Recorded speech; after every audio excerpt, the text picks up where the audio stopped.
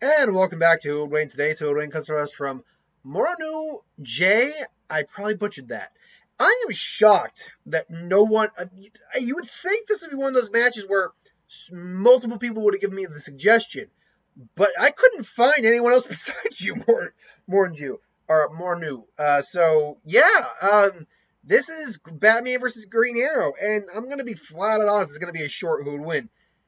The, the reason for that is my opinion is Batman, but the difference is unlike where I kind of break it down and kind of then explain why I think someone wins. It's more that Batman wins. I'm going to explain, and I'm giving my reason why. And the big reason why is because these guys have fought multiple times in the comics, and Batman has nearly always kicked his ass.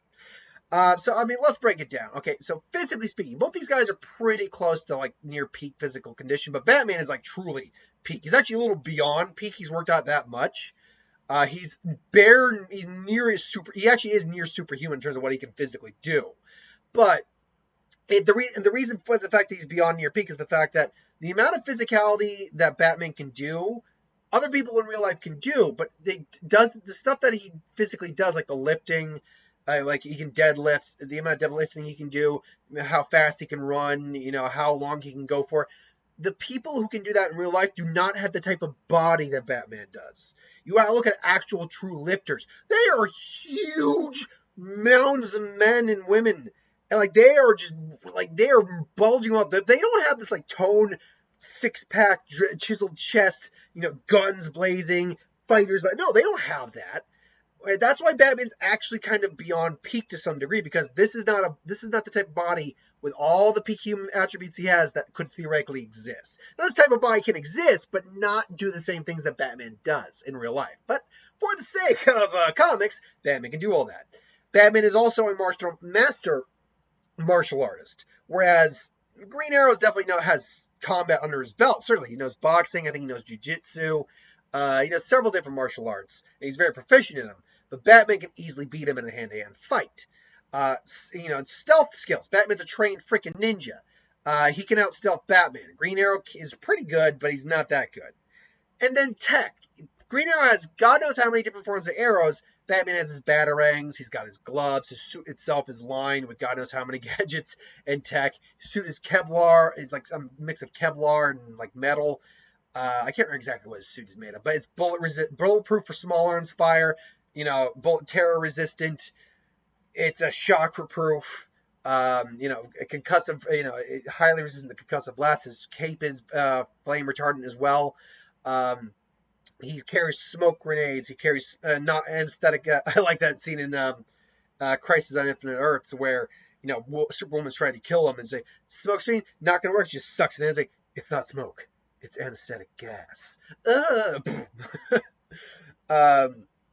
So yeah, in terms of gadgets, this is where Green Arrow can at least be comparable to Bruce, because he has an arrow for nearly everything. It's just a matter of carrying that all on him. The problem is that Batman is just as quick on the draw, getting out a batarang or gadget out of his belt, than Green Arrow is getting an arrow out of his quiver. The problem is Green Arrow has to do a much more, not fluid. I mean, he's fluid when doing it, but it's a much more, there's more effort in the motion and more that needs to be done before he can pull the arrow. Whereas Batman can just quick draw a batarang right out and just pluck the arrow and pluck with the string up from his bow, and then Green Arrow's got to fight with his bow admittedly, and he can still do that and fight. Bring out an arrow and just kind of throw it at Bruce, who could just grab it, just nope, boom. The issue ultimately with this fight is this has happened multiple times in the comics where these guys have fought. When I was trying to make a thumbnail, I had to look up Green Arrow and Batman. Hold on. Batman versus Green Arrow. Let's pull up some images here.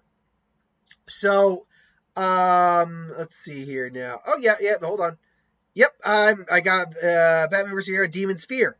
They fought in that comic, and Batman pretty much beat him. That's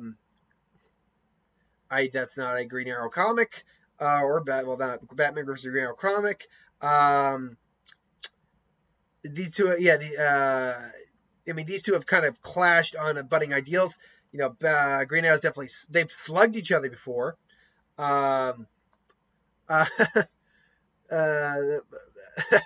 At one point, they sling you, and Batman says, "I'll let you have that one.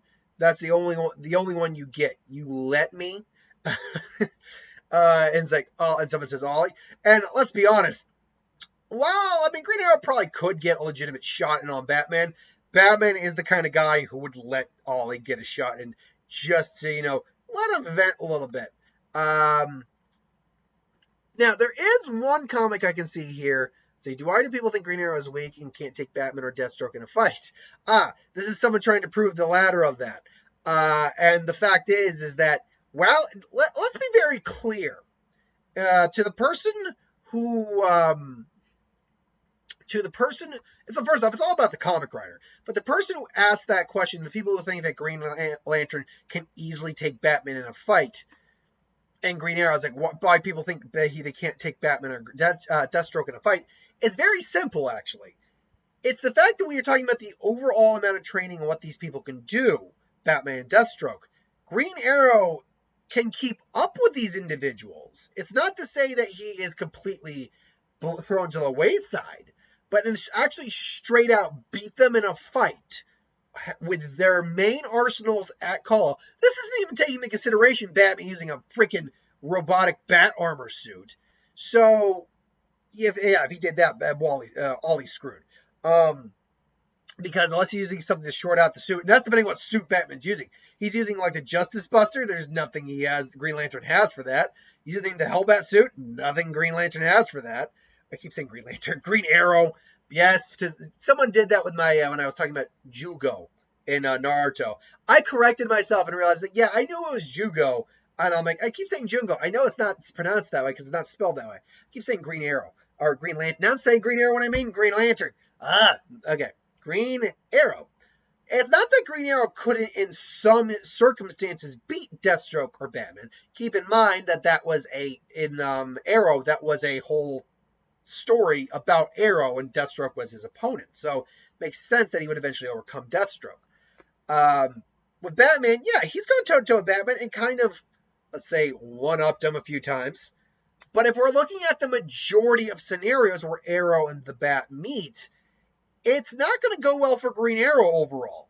It's also about psychology. Arrow, while is kind of like a counterpart to Batman in some ways, he's not as he's nowhere near psychologically damaged. And therefore, he's also, his will and, drive to strive on and keep doing what he's doing, I just don't think is as strong as Bruce's is. It's just, Batman has overcome far more things than Ollie has ever overcome. Ollie's overcome some stuff, don't get me wrong. Particularly like when it comes to the sidekick, like Speedy, who, turned into Arsenal after losing the Arna game, addicted to heroin. Green Lantern's had to go through some stuff. Particularly like in the show, he had to go through a lot. I mean, surviving on the island was a big deal for him. But Batman saw the death of his parents at the hands of individuals. He constantly is going up against psychopaths and murderers and leaving them and keeping them alive. Constantly with the Joker. Let's just go off of everything the Joker's done to the Bat family in the history. There was the whole skinning their faces, taking their faces off, and wrapping up and putting at the dinner table scene. There was taking off Alfred's hand. There was, the death of Robin, Jason Todd. There was shooting and paralyzing Batgirl.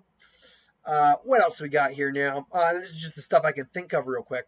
And that just the Joker has done to Batman. There was the whole fight with in the cavern where they nearly both died, but the Diansum, I think that's what it was called, saved their lives. Jim Gordon got an axe through the chest at that point. Like Jim Gordon also got, in the Killing Joke, he also got tormented by pictures of Barbara's defilements, and let's just call it that. And I mean, that's just the stuff that I can remember that the Joker, off the top of my head, that the Joker's done to Batman. He's done way more than that to him. And then that's not even taking into consideration all the other stuff that other criminals have done over the years. Not to mention, let's do Batman R.I.P. for a second here, where he got drugged, drove into insanity, lost his mind, had a backup personality in case that happened, woke up after this was all taken care of with a last dose of fear toxin in him, buried 6 feet under in a coffin in a straitjacket, and then Kill Bill styled, broke through the coffin, dug himself out from being buried alive. Yeah. Green Arrow ain't got nothing psychologically on Batman, and Batman has overcome all of that. So that's, I think, where people really, and then you factor in like all the stuff Slade Wilson's been through over the years. That is where Batman and I think someone like I almost said it, Green Arrow really differ. They have similar skill sets. Batman is just a bit more, is not even a bit, he's more competent. He's mastered a lot more of his skill sets. He's also just a better strategist than Ollie is. Ollie's a good strategist, but Batman is a master, world-class master strategist. And then you factor in the psychological aspects and what it takes for someone to continue to persevere beyond that. Yeah, that's the reason I think that, because I'm answering that question because I saw it, and I thought it was an interesting question, why people think that Green Arrow can't take or even beat Batman or Deathstroke. It's very much due to the fact that they're not the same. Green Arrow is a much more well put together version of Batman. He's not as psychologically scarred by any stretch of the means. He does what he does because he does want to protect people. But if he really wanted to, he could go out and have a normal life compared to Bruce, who really could never have a normal life. He can have a relationship. He's had a kid. He's had several kids. But he could never have a truly normal life. Whereas Green Arrow, if you really wanted to, he could drop and have a normal life. It's just he'd probably be bored and just, miss the crime fighting aspect of it, because I think I think part of it's more the thrill for him, admittedly. But yeah, that is who I think would win in the fight. I mean, these two have clashed before, so if you really just want an answer to that, look up a comic where they've fought. Arrow, it really would be, and these two know each other, so if these two met in combat, squaring off with each other, Arrow would probably get an arrow off, but Batman would easily dodge it and then throw some batarangs out. Probably, even if it didn't hit the string of the bow initially, it'd probably be like smoke batarangs or your smoke screen. Arrow's got to try to get out of there. Batman comes in behind. Arrow is able to counter a little bit, but Batman just cuts the string with the batarang right when Ollie's about to fire. And then the fight now goes melee, which Batman holds the supreme advantage against him there. At best, Ollie might be a bit more agile. But Batman, is blocking the bow, blocking the arrows, and then both basically just hits Ollie maybe in the shoulders, like, with the arrow. And that'd be all she wrote. And that's not Batman using much. That's using a smoke screen, a batarang to cut the bowstring, and maybe if he wanted to, he could bring the shot gauntlets in there. Or maybe use the plastic explosives. Or maybe use the knockout gas. Or maybe he does just turn the arrow on Ollie and just stab him in the shoulder. Not lethally, but incapacitates him. Overall, I feel like this is a pretty close and shut case. I think Batman wins the day. But I admit, this is just my opinion. What do you think, though? Ultimately, the only reason I'm so adamant about Batman, really, I do like Batman more.